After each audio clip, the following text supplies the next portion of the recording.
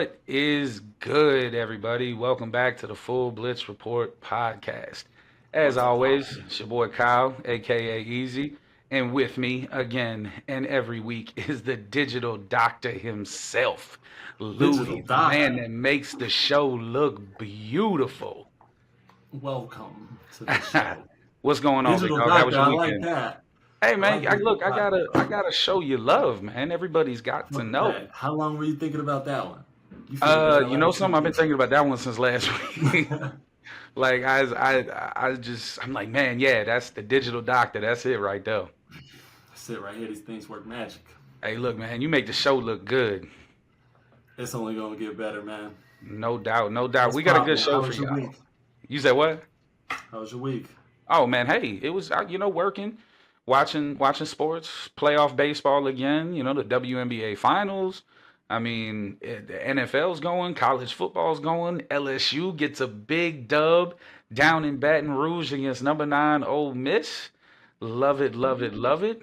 Big win, number 13 over number 9. That was a good win for us. You know, and I'm excited. Anytime LSU is good, that makes college football just so much better for me. But the NFL with the Titans is not really good. It's rough right now. Oh We man, you got and your Titans. God, hey, you always look, y'all sound so see it. Yeah, disappointed. You always sound so sad when you talk about them, man. man, look, because they just I'm gonna talk about them. So right, we have I got I put together my Power Five list and my bottom five list. And unfortunately, the Titans fall in the bottom five. Y'all can see it. I got signed jerseys, signed helmets, mini helmets. That's what we do over here. Is we just diehard Titans fans. But jumping right into the NFL with the Power Five list, right? This Power Five list is going to be my top five teams, and I do have two honorable mentions because sometimes you can't really just leave out teams just because you want to go to five, spots. So I do have two honorable mentions. I'm gonna start with those coming off the rip. Everybody should know who it is, and it's the Washington Commanders. I cannot say enough about this team. They put on a show yesterday against the Baltimore Ravens. The Baltimore Ravens are considered one of the top five teams, and they are in this list.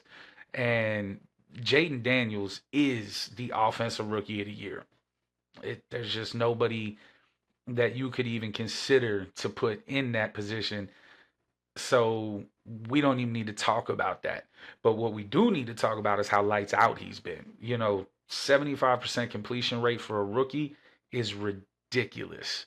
That's just unheard of. When you talk about numbers like that, you're getting into the players like Dan Marino, Drew Brees, Tom Brady. Now, I'm not saying he's a Hall of Famer. Relax. What I'm saying is he is playing like he is going to have a fantastic NFL career. I mean, offense is ranking, total offense is fourth, scoring offense is number one. They're running the ball really well. Jaden Daniels adds in that threat of running. So the Washington Commanders are really going to be a team that you have to watch going on later in the year. There's a real good chance they're going to win the NFC East. Dallas ain't it, so there's a chance that they could. They get their offensive red zone numbers better, and that's a team that they really need to look out for because they're already the number one offense on third down. The defense is middle of the pack. They're not going to lose you the ball game, but they're not going to win you the ball game. We saw that against Baltimore. Baltimore just had a great game. Um, my next honorable mention, and this is a team that when I think people look at them, they're not really paying attention to them because of, I don't want to say controversy because it's not really controversy, but the quarterback situation, and that's the Pittsburgh Steelers. Pittsburgh Steelers are sitting at 4-2 along with the Commanders. Justin Fields is playing really good football. And Najee Harris has had a great game yesterday, over 100 yards.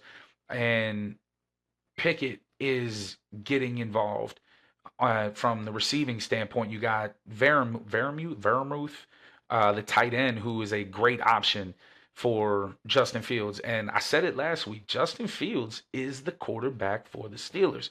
He gives them the best opportunity to win. He's playing great. He's not turning the ball over, and he is a weapon on his feet. The dude can run. And when he decides to run, it's hard to stop him. So I think that team is going to be something that they could potentially win the AFC North. I know Baltimore is in the AFC North. I get that. But Pittsburgh's not going to go away. So as the season continues, keep an eye on Pittsburgh, y'all. Keep an eye on them Steelers. Okay. Getting into the list itself. Number one, without a doubt, is the Minnesota Vikings. Okay. Sam Darnold's is having a good year. You know, he's not losing games. He's not really turning the ball over.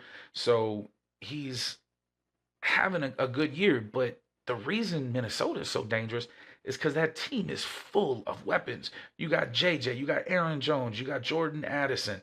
I mean, that team is just full of weapons on the outside, in the backfield.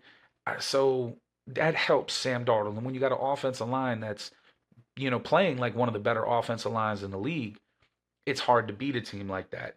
So I don't see where they're gonna kind of run into it until they start getting into that teeth of that NFC North division, because the next team on this list is Detroit.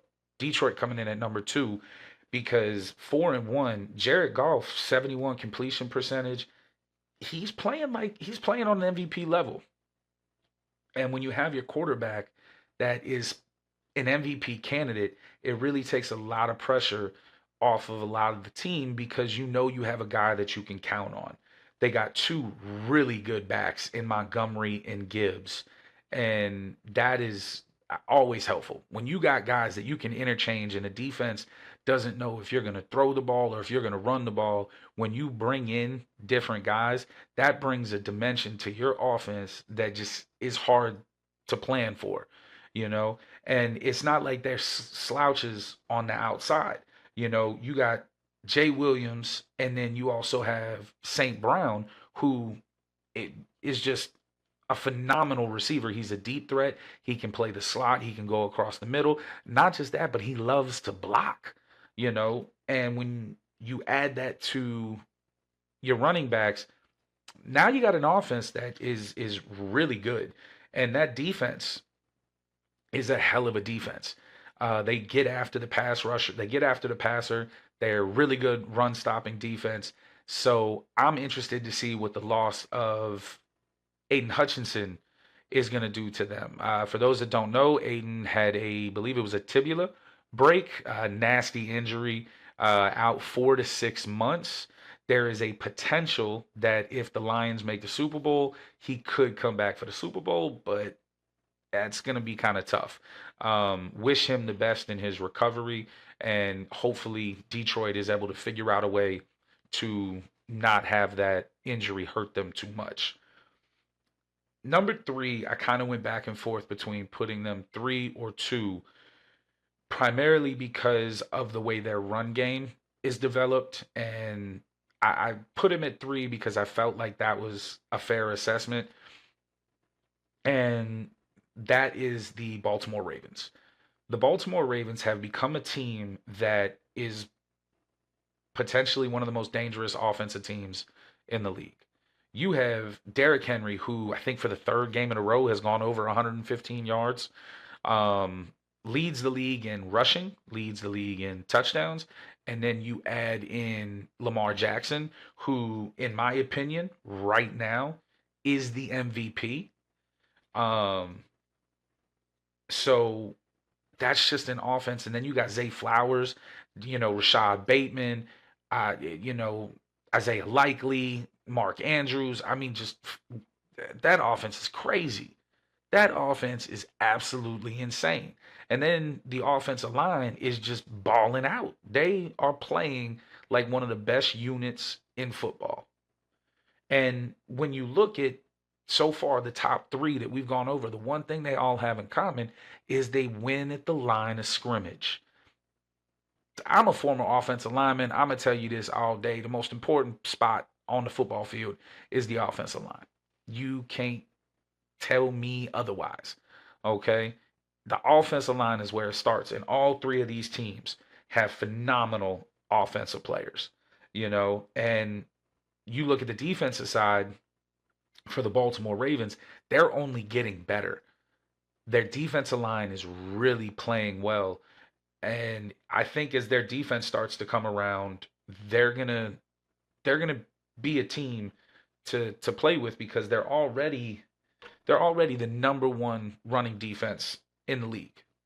So they can run the ball and then they can stop the run. That's a recipe for a winning team. I mean, that's ask any coach, ask anybody that knows anything about the NFL, and they will tell you if you can stop the run and you can run, you got a great chance of being successful in your year. Another team coming in at 4 that has shown to be able to stop the run and run the ball now that their running back is back is the Texans sitting at 5-1. Okay. You got CJ Stroud, who does not seem to be having a sophomore slump. Uh, you know, looks like he just picked up right where he left off last year. And when you have a young quarterback who continues to play like he does, that's, you know, that's solid. And now you have Joe Mixon coming back, who is I mean that's just a boost because that he's a guy that can run between the tackles. He's a guy that can break one on stretch plays, and he can also catch the ball coming out of the backfield.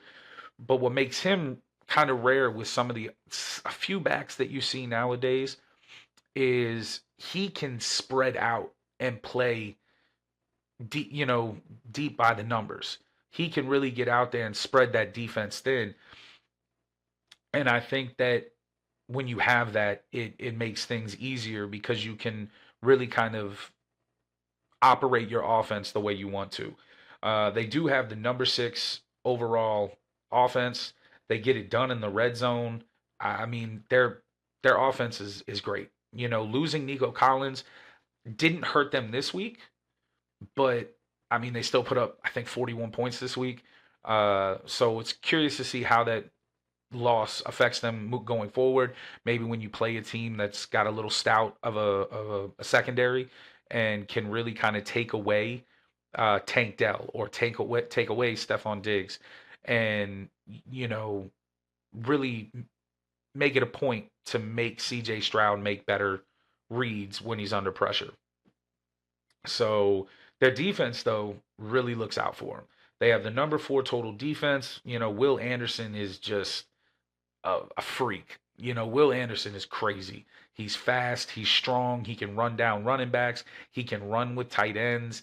You know, uh, he's one of those guys. There's a reason he was the defensive rookie of the year last year. So the reasons I have the Texans at number 4 is because 4 of their last 3 wins were all against teams with records below 500. So now you still got to beat who's on your schedule. I understand that.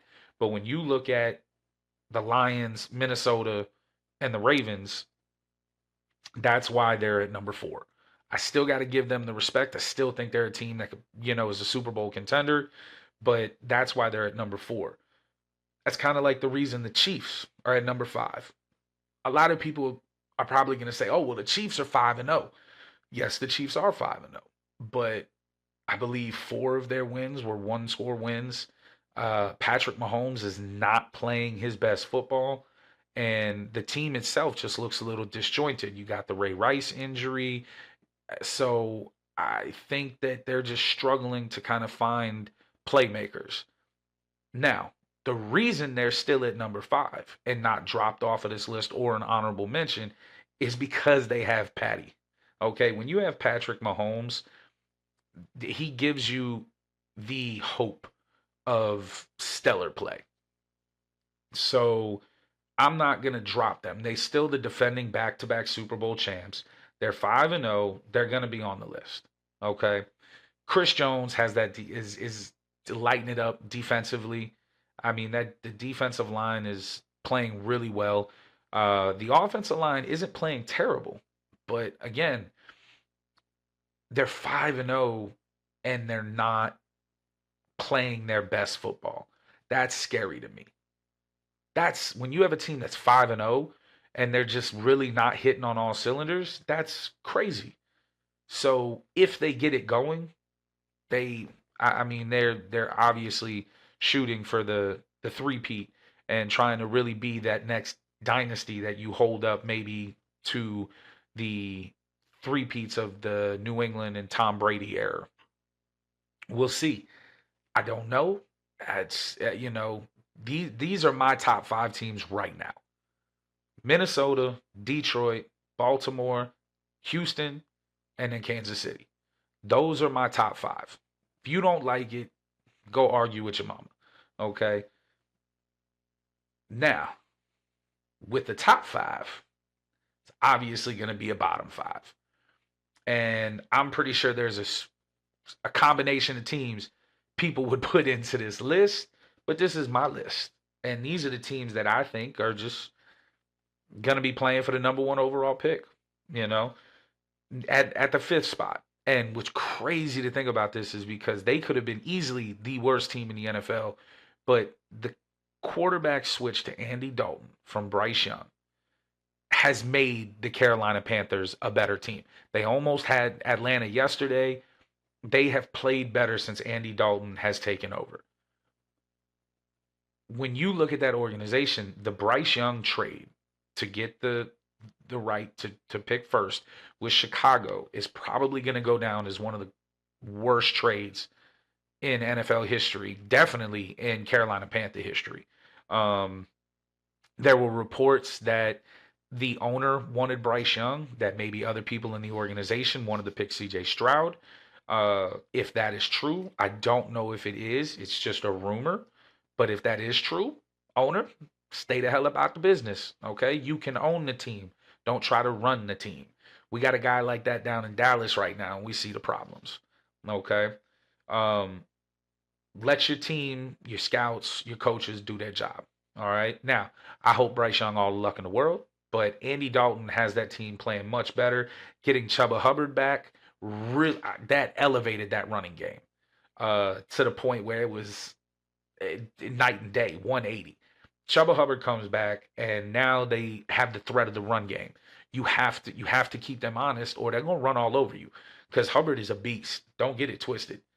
He is a beast, but their defense still just doesn't play well consistently enough. They give up a lot of big plays. They're struggling. And hopefully as that season moves on, Andy Dalton can help them. But right now I see them vying for a number 1 overall pick, if not a top 5 pick. Number 4, I think this is actually really easy to fix. And it's the 1-5 Browns. The Panthers were 1-5 as well. 1-5 Browns. I think it's time to end the Deshaun Watson experiment. It's over. Cleveland, stop it. Pull him. Put Jameis Winston in. Get some calmness to your organization, because since Deshaun has got there, it's been nothing but chaos. It's been nothing but trouble, and he hasn't been worth the $230 guaranteed $1 million contract he signed. Take your losses, bench him, cut him. I think he's got apparently new allegations against him. If any of those hold water, use that as detriment to the team and cut him.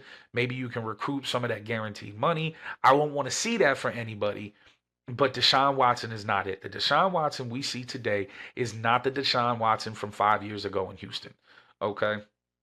And he is single-handedly holding that team down. Put Jameis Winston in, and let's move on, right? Let's just move on. There's really nothing even needs to be said about that. They're at number 4 because I think without Jameis Winston, or without Deshaun Watson, putting in Jameis Winston, I think that team actually catapults to maybe a mid-level team. Now, these next 3 teams, okay, we could say the Panthers and the Browns have a potential to climb out of this basement, right? Look at me. These next 3 teams don't got a chance in hell. They not getting out. All right. At number 3, I have the New England Patriots. They got The worst offensive line in football. I don't know what to tell you. Even with that bad offensive line, Drake May shows signs that he is potentially going to be a good quarterback in this league if they don't get him killed first. I understand you want to see what you have in this young man, and I understand that you look at it and say, well, we're probably not going to win a whole lot of games anyways, but you got to do what's right for your team. And putting him in there right now is not the best idea. So I think the Patriots are just making a bad decision. Their defense can't stop anybody. We saw that yesterday. And they just don't have a lot of weapons. So Drake May is in a position where what's he going to do? Which is why I have them at 3. The next 2 teams are vying each other for the worst team in the NFL. All right. Number 2, look right behind me, y'all. Y'all see that symbol right there? The Tennessee Titans. The Tennessee Titans, my team. They are the second worst team in football. They are infuriating to watch on the offensive line. Infuriating. Bro, you just got so pissed. They are. I mean, bro, listen to this. Listen to this. Tennessee has the number 1 overall ranked defense, the number 1 overall ranked passing defense, the number 7 overall red zone defense, the number 2 overall third down defense, the number 15th ranked rushing defense. You know what all those numbers mean? All those numbers mean Tennessee plays really good defense. Really good defense. Okay? Will Levis has like 11 turnovers. Okay? Take him out. Take him out of the damn game. We have a left side off of the offensive line with our rookie J.C. Latham out of Alabama, who has played phenomenal this year. Skoronski, who's our second-year guard, okay, phenomenal. Cushenberry, who was the number 1 offense or the number 1 ranked center in free agency, is playing phenomenal. Randez, I always forget how to say his name. He's our right guard. He's back from injury. He's playing well.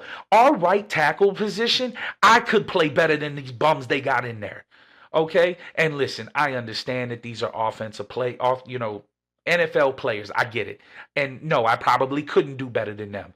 But I literally have seen the right tackle position be such a problem that they won't even run the ball to the right side. And then 2 weeks ago on Monday Night Football, Will Levis gets hurt. Mason Rudolph comes in for Will Levis. Now, I get that Mason only dropped back 5 times. I get that our run game has been very good with Tajay Spears and Tony Pollard. I understand that. But he goes out there and puts up 30 points for the first time in 2.5 years. And I was all for the Brian Kelly hire. I was all for it. But you have to understand Will Levis is not the guy. He's not the guy. He's making bad throws. He's making bad decisions.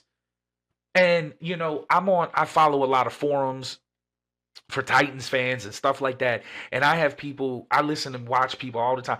Oh, he's still young. You got to give him time. Yeah, I'd be cool with that if he didn't lead the league in damn turnovers. You can't score if you don't have the damn ball. Excuse me. It's how frustrated I'm getting. Like when you, hey man, you taking that one personal. But it is personal, right? Like I've been a fan of this team since 1998. You hear me? Like I know. Growing up in New Orleans, being a Titans fan, I caught so much shit. I've been riding with this team forever, bruh. Do right by your fans. Like it is crazy to have a defense that's playing as well as they're playing. Now, yes, the defense could cause more turnovers. The defense could score more on the defensive side. Yes, I understand all that. But damn it, your defense is holding teams to 17 points, 20 points, and your offense can't do dick. Brian Callahan needs to get his together.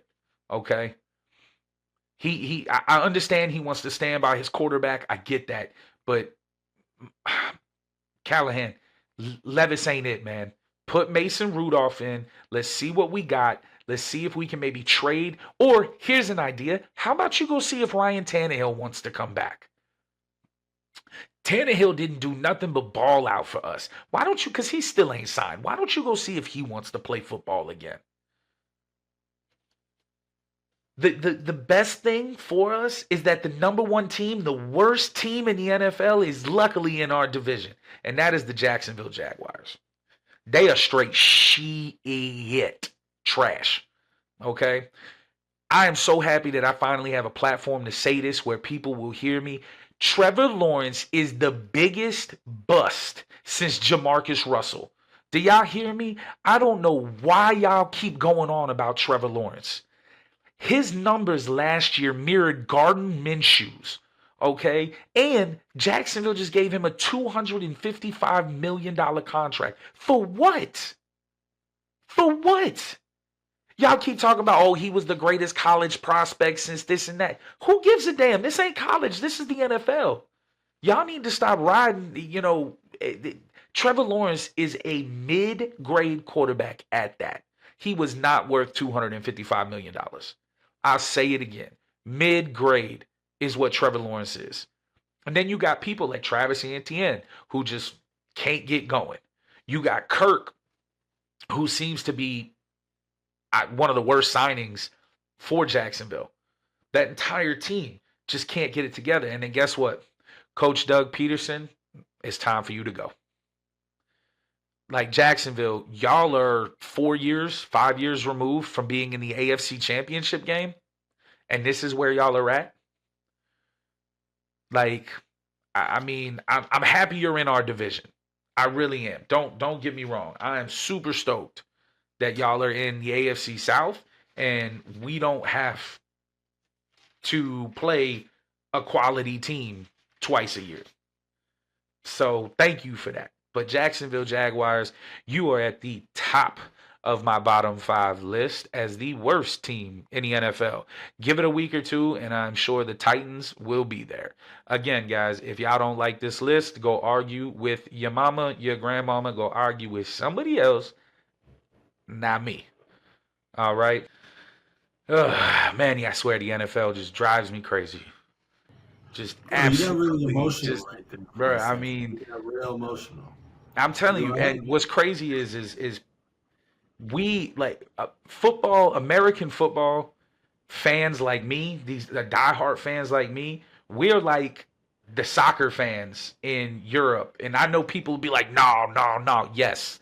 Okay. You see all this now, this ain't even half of what I got. Okay, I got a Derrick Henry helmet sitting right here on my full-size Derrick Henry helmet in a glass case that was signed by him and it's numbered 20 out of 25, yeah. right? And it is from his 2,000-yard season. Okay?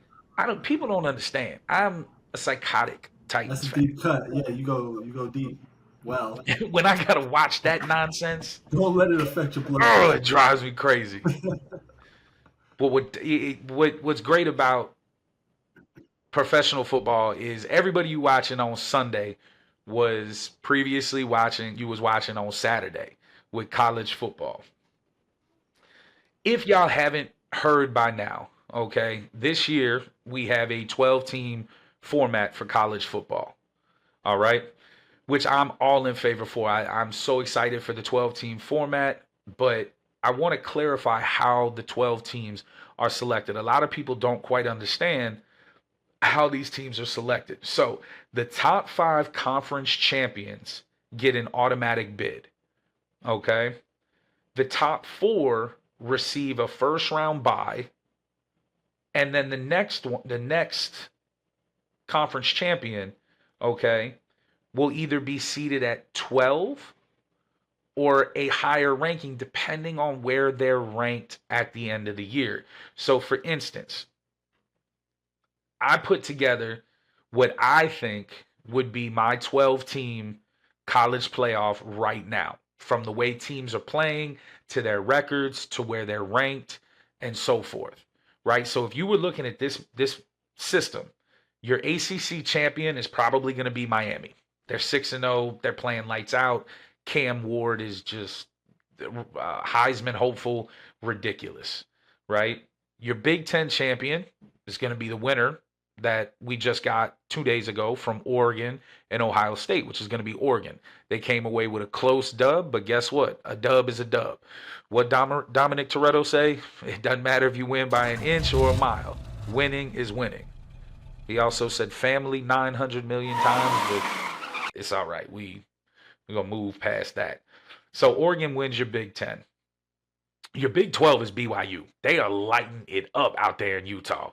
I mean, they just, oof, man. I watched a few of their games, and they just putting the business on everybody they play. It's crazy. Your big or your SEC champion. This one hurts my heart. Being an LSU fan, I do think Texas is going to win the SEC. I think they're just a complete team. I think that Ewing being back, he looked a little shaky in the beginning. It looked like he was trying to knock some rust off, but Ewing's being back is really helpful for them. Their defense is lights out. Sarkisian just has that team playing fantastic. So those are going to be your top four, right? They're more than likely going to get the buys because they're going to be the highest ranked champions. Your fifth spot is more than likely going to go to Mountain West, all right, which right now is going to be Boise State. Boise State has got a running back that, if you guys have not paid attention to him, is something that I don't know what to even say. Their running back is just tearing it up. Okay. He's rushed for 1,248 yards. Okay. Yeah. In 6 games, he has rushed for 1,248 yards. For those of you that don't know that, that puts him on pace to rush for over 2,000 yards. Okay. Just ridiculous. So Boise State's more than likely going to win the Mountain West. There are your 5 champions. Okay. Miami, Oregon, BYU, and Texas will get a first round bye. And Boise State will be ranked depending on where they're ranked at the end of the season. Then you're going to get 7 at-large bids. That's going to be the next highest ranked teams. So if you looked at it right now, I would say your 7 at-large teams are going to be Penn State, Ohio State, LSU, Alabama, Georgia, Tennessee, and Clemson, where we're standing right now. Now, Alabama and Tennessee still have to play each other. Alabama and LSU still have to play each other. There's Penn State and Ohio State still have to play each other.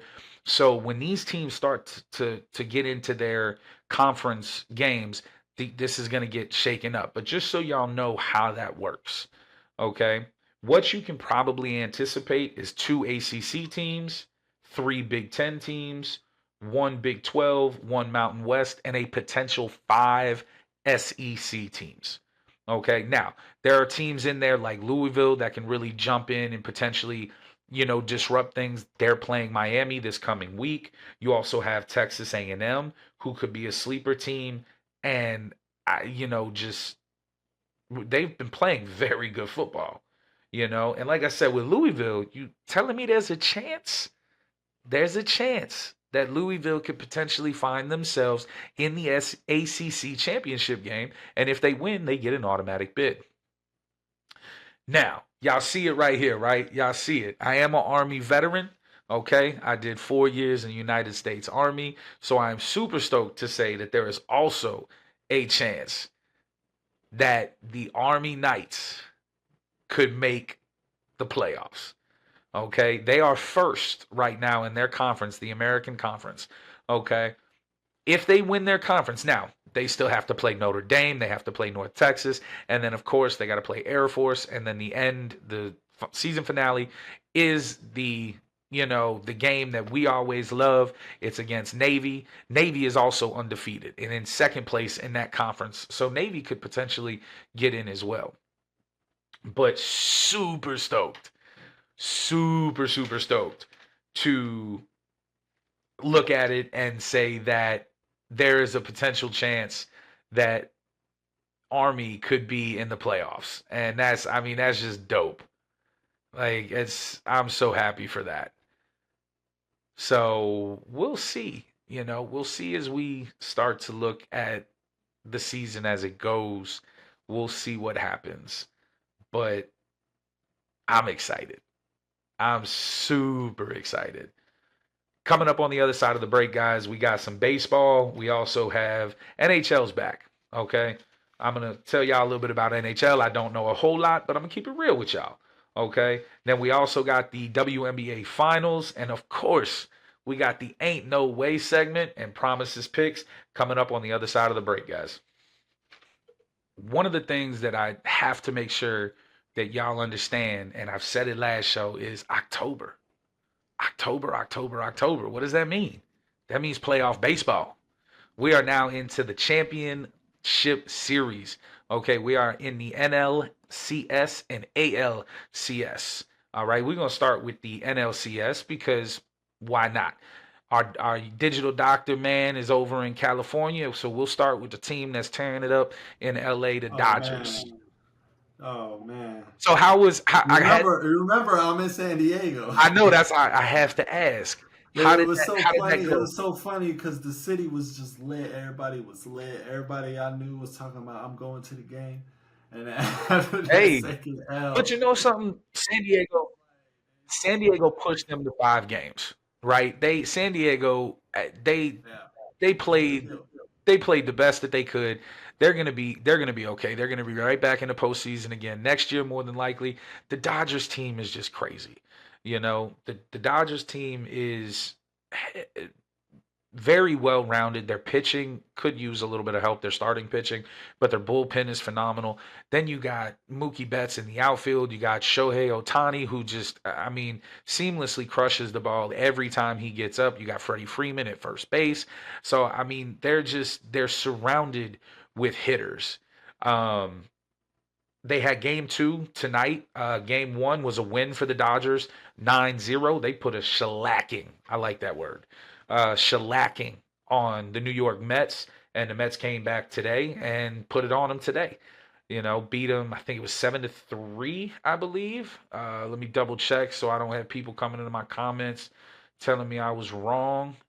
So, I believe it was 7-3. It was 7-3. Look at that. I know what's going on.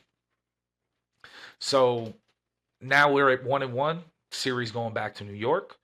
We'll see what happens. The Mets have very good starting pitching, and their bats are starting to come alive.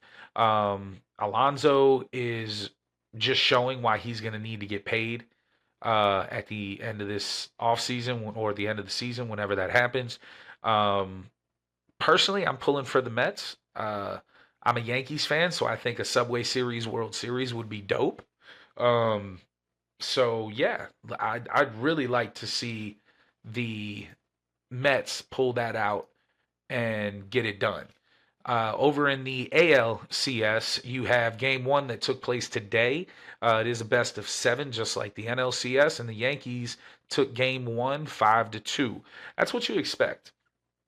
You expect the Yankees to win in the Bronx. You expect the Yankees to win at home, and I mean, Yankees believe had the best record in the AL this year. So when you have Soto, when you have Judge, when you have guys that can just hit the ball, and when you have fielding like they do, I mean, the Yankees, I think, are probably the favorite to win the World Series. We'll see what happens, but they did take game one. Game two is tomorrow, and we'll see what happens from there. Uh, this is when I like talking about baseball. Not that baseball isn't fun to talk about during the regular season, but 162 games is just a lot. It's a lot to keep up with. There is so much going on, so it's hard to kind of keep it together. It's the same thing with hockey. Hockey started back. I got a lot of friends that are hockey fans living in Birmingham, not too far from Nashville. You know, you have the Nashville Predators, who have been a very good team as of late. Um, you had the Florida Panthers winning the Stanley Cup last year, but hockey's another one. They have so many games and so much going on, and it doesn't seem like they have much of an off season. Um, they play. I think there was only 3 months. It seems like it was only 3 months in between the Stanley Cup Finals and them getting back to it. I tip my hat to hockey players. Hockey is just a ridiculous sport to try to play. You running into people at 20 plus miles an hour skating. That just sounds insane to me. Um, but hats off to them. As I get more versed in hockey, I'll give y'all more hockey updates, and we'll bring you obviously the best of it when we get to the playoffs because that's when hockey's a little easier to follow. I'm also a Southern boy. I'm like, y'all have heard me say it before. I'm from New Orleans. We ain't got no ice in New Orleans. Like I don't. We can't even keep our regular ice from melting. So damn hot down there. Like we don't play hockey. So we'll see what happens with that. But what we do have in New Orleans and where we are starting to see everywhere is the WNBA. WNBA is having its finals right now between the New York Liberty and the Minnesota Lynx. Tied one apiece, thanks to Breanna Stewart's complete takeover of that game. 21 points, 8 rebounds, WNBA Finals record, 7 steals. That's a that she tore it up. She won that game. Um, you have Sabrina Ionescu, and I'm gonna try to say her name today, but I'm sorry because I butchered it. But she had 15 points, 5 assists, and 2 steals. This was a complete game for the New York Liberty. Had another member with 20 points. Their bench played well. I do, like I said it a week ago. I think the New York Liberty are the better team. I do think the Liberty are going to wind up winning. Uh, so I'm excited for that. Something that all WNBA fans can be excited for, including myself, is that the WNBA has now announced that the first round, which is best of three, will go to a 1-1-1 format. What that means is each playoff team will now get the chance to host at least one playoff game. I think this is largely in part to Caitlin Clark with the Indiana Fever not getting able to host a playoff game, and the fact that Caitlin Clark had on average, I think Caitlin Clark had on average not like 92 or 9,300 plus more people in attendance for her games. So the WNBA had to look at it and say, hey, we got to change this. And they needed to change it anyways. You want to progress a league forward, you have to put what the fans want first because at the end of the day, the fans are the ones that buy the tickets. They're the ones that buy the jerseys. They're the ones that buy the merch. Okay?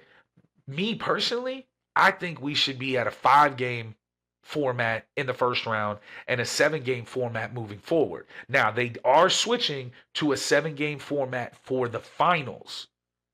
But why not just move it? Why not do a 5 game 7-7? Give the fans more basketball. You want the WNBA, you want to promote it, you want it in front of people's eyes. More people watched women's basketball this year than ever before, including what they did in the Olympics. Give people the product. If you want them to watch it, put the product on the damn screen. Like I don't understand it. I'm happy for the 1-1-1. I really am, and I'm happy for all the fans that are going to get to see their teams, their favorite players, play in the WNBA playoffs next year. Awesome, but give us something we're used to. You said that's why you're going to a 7 game format for the finals because that's what we're used to with the NBA. Well, give us the rest of it. I don't. I just give us the rest of it. Stop bullshitting and give us the basketball that we want. Because when we have people like Breanna Stewart and Sabrina, I'm not doing it again, playing the way they're playing, people want to see that. And the Caitlin Clark effect is real. Y'all can argue all you want. If you don't agree with me, comment on it. Okay? Let me know how you feel about this situation. Let me know how you feel about everything I say. Okay? But Caitlin Clark is the reason that so many people are tuning in to college or to women's basketball. Yes, Angel Reese and some of the other players, they have a hand in that too. But numbers don't lie. I said it just a second ago. Plus 9,000 people go to a Caitlin Clark game where she is in the game than a game that she's not involved in. That's not fluke numbers. That's not ridiculous numbers. That's real. Okay? Give us that. Let us watch that. Okay? Let us watch the people we want to watch. You know, the WNBA doesn't have issues with load management and rest and this and that. Let us watch these young players because we're gonna have players coming in next year. Juju from USC, her name's slipping me right now, but that cold white girl from UConn, Becky, uh, I mean, you got two solid players that are going to be coming into the WNBA either next year or the following year. Get this stuff right. Let's see it. Let's watch it. Okay? Just please help me out here, WNBA. Let's get it done. Okay? You got people watching. Let's get it done. So why do you think they're not doing it though? What do you think the reason is? I think They a just lot don't of it want to is like probably some extra revenue. funds. Yeah, I think it's Yeah, funds. A lot of people don't realize that the WNBA supplements or the NBA supplements the WNBA. I've Okay. heard. Yeah. Right So that's what now, I'm saying if though. Like, is it they just don't want to move that money that way, or it's not even that they don't want to move that money that way. It's, the league has never really done a good job of promoting its stars. It's almost like they only wanted to promote towards women or they only wanted to promote a certain way when in reality you can't do that. And that's why I said when you had Caitlin Clark and Angel Reese coming into the league, you had that Bird Magic type atmosphere. You had that type setting because they're bringing excitement. They're bringing people to the stadiums. They're bringing people to watch. You have young girls that are now over excited about being a rebounder because of Angel Reese. You got young girls that are throwing the ball up and yelling Clark.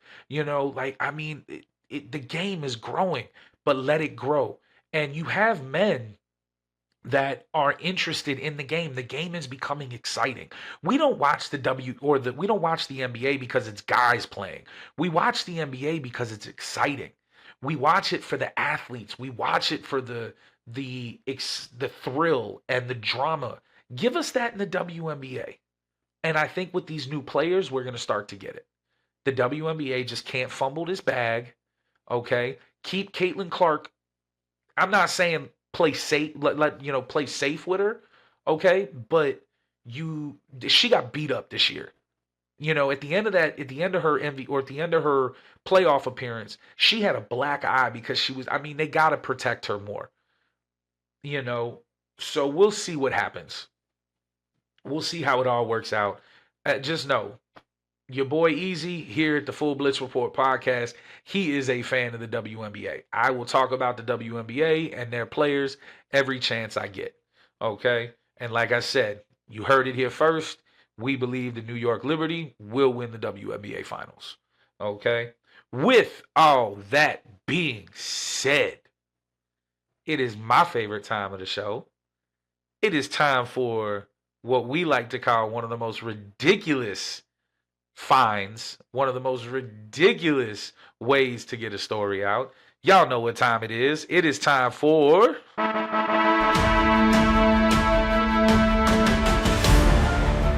That's right. It is time for Ain't No Way. Love that graphic. That's the digital god right appreciate there that. doing his thing. Love it.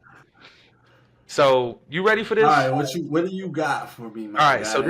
this came across my desk from one of the researchers here at the Full Blitz Report podcast. Okay, we got an Okay. agent in the field. Yeah, yeah. That's what I'm Gotta talking about. keep, That's what I'm we talking about. expanded. So Okay. we going to Houston in Texas. This is All right. We in H What I'm trying Town. to figure out is how this even like who even thinks of this? Okay? But in Houston, thieves have stolen $2.5 million in olive oil. In olive Olive oil. oil. Bruh, listen to this. A Houston What? warehouse with CHO American says that it had, what is it? Where is it? 18 truckloads, which equivalent to 290 pallets or 672 bottles of olive oil. You know what makes this even more ridiculous? Why? Was it extra virgin or what? No. What's crazy is CHO Americans says that this theft mirrors a similar theft that happened in Montreal where 12,069 bottles of olive oil were stolen. What? Bruh, what So happened? What what happened when I was coming up, right? olive We oil. stole TVs. We stole coats. Yeah, We cash. stole like Rob we had banks, shoes that candy, fell off the box trucks. of trucks. Right. When did the olive oil game like So who? I mean, it's probably the mob. You know, bro, you ready for this? Italians. You Right, know, don't go there. Italians Don't love don't don't do the Italian you thing. know, I Don't had to say that. don't do that. You know what's even crazier about this? And I guess this tells you all you need to know about the olive oil game. But apparently, there are labels on the back of each bottle that can track the bottle because it's such a high-end olive oil that if you scan the QR code on the back of the bottle, it tells you when your olive oil was produced, where it came Oh from. wow. So Whoa. CHO America is asking for people that come and they put out the label number or the number on the label that's a part of the theft Yeah. to Call. report That's this. wild. Bruh, What they kind sell of what these. brand was it? What kind of olive oil was it? So That's it crazy. was, I It didn't wasn't just write some down because I Great was just Value so olive I oil. was so thrown off at the fact that people out here selling or stealing $2.5 million in olive Just oil. millions of dollars worth of olive oil. But what I do know is that it is a top brand olive oil, okay? And they do sell for $20 a bottle retail. Oh, Okay. it's I good live oil. with an Italian Good woman stuff. and It's good I'm not stuff. paying $20 a bottle for fucking olive oil. I'm not doing it. Yeah, that's that good shit. But it's But just what criminal underworld that's is so like, hey boss, I got a strange. great idea. We So then, how do you solve that? What are you looking for? Are you looking for just like stores that all of a sudden got a giant stock of olive oil, and or what you gonna do? You gonna go take back they're all the not? food They're that was made probably with that olive dumping oil? them and repackaging it, right? But again, They wouldn't. I I'm mean, millions of dollars. You got to be like, what? again, I'm trying to figure out Was it where in just individual like so it was bottles in for sale, pallets. or so? Yeah, they were ready to go to stores Yeah. with. So they stole like I'm just but I can't get I where do you even unload that at? How do you profit? Because Yeah, how you much ain't is out that? How here. many semis is that? They said 18 truckloads. What? Eight, that's what they said. They said 18 What? truckloads. How do you even unload that many bottles of olive oil? Yeah, Like, how what are did we you? Is doing? that like? Did that happen overnight? Or was it over time? That's crazy. Oh, it was all at one time. So ain't nothing safe, man. Nothing. Olive oil ain't safe. They gonna say there's an Oh, olive oil shortage. you think you good? You in the olive oil business? Nah, we taking that shit too, homie. Olive oil prices about to go up. You better run that extra virgin. What's good? Like, bro, what are Start we? cooking with avocado Yeah, oil. what are So we like, doing? whatever. I That's nuts. just and I had to I it now Who obviously comes up with the idea? Like the guy that's like, "Hey guys, that's listen, what I'm like. How do you go to your like I got a lick." if you working with Yo, your crew, right? How does your crew even take you serious? The moment you could say 2.5 million, but the moment you say olive oil to me, I'm yo, this man tweaking, like man. You what, talking about what are you right? hungry? Go get something to eat, I bro. I'm mean, it not must have been a genius plan. and then with and again, it's even crazier that they believed it's the same people that committed the crime in Montreal, where I feel like whoever's stealing this olive oil is trying to be Bro, it's like Diddy. international. Like they just maybe they couldn't get Bro, the don't Johnson and Johnson, so they went with the do olive not oil. do anything sexual with cooking oil.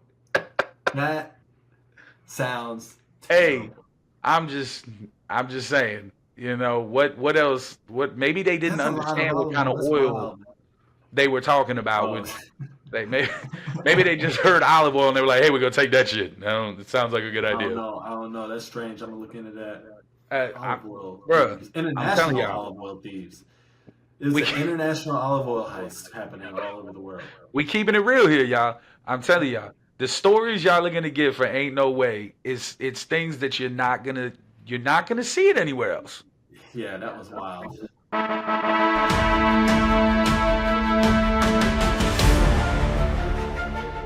All right, y'all. This is for all my betting junkies, my sports booking fans. Okay, I have to make this mention. Promises picks last week went 3 for 3. All three of the picks that we put out here on the Full Blitz report all hit last week. Okay, so y'all know what that means. That means y'all better be paying attention. All right. Up first, we got college football. We got Duke going money line. Okay. Missouri -4. So if you're going to bet the Missouri game, take Missouri -4. Go ahead and go with the over on the Alabama Tennessee game of over 55. I think that's a good bet. I like that one. LSU -2.5. Okay, that one's a little scary for me, but that's because I'm an LSU fan and I'm scared every week. But LSU -2.5, and then we're gonna finish with Miami money line. That to me is probably the biggest lock. Miami against Louisville, Miami money line. Again, y'all, all three picks hit. Okay, and your underdog of the day. Your underdog of the day is gonna be UAB +14. All right, sports books. All my betting people, make sure y'all are following us. Do everything you can to get these picks because my guy, he's always on point. That's Promises Picks for the weeks, y'all. Make sure to follow him, check him out, get him right. All right. Hey, guys, listen.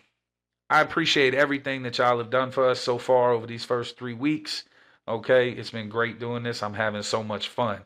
What I need y'all to do is please make sure you like, share, comment, subscribe, follow. Follow us on Instagram and TikTok. We're doing all of our weekly updates throughout the week on those two platforms. All right. Again, you can check us out on YouTube under that follow right there. You can check us out on iHeartRadio, Amazon, Apple, Spotify. There's no reason for you to say you can't check us out. But seriously, guys, I love y'all. Appreciate y'all so much. Keep the positive vibes.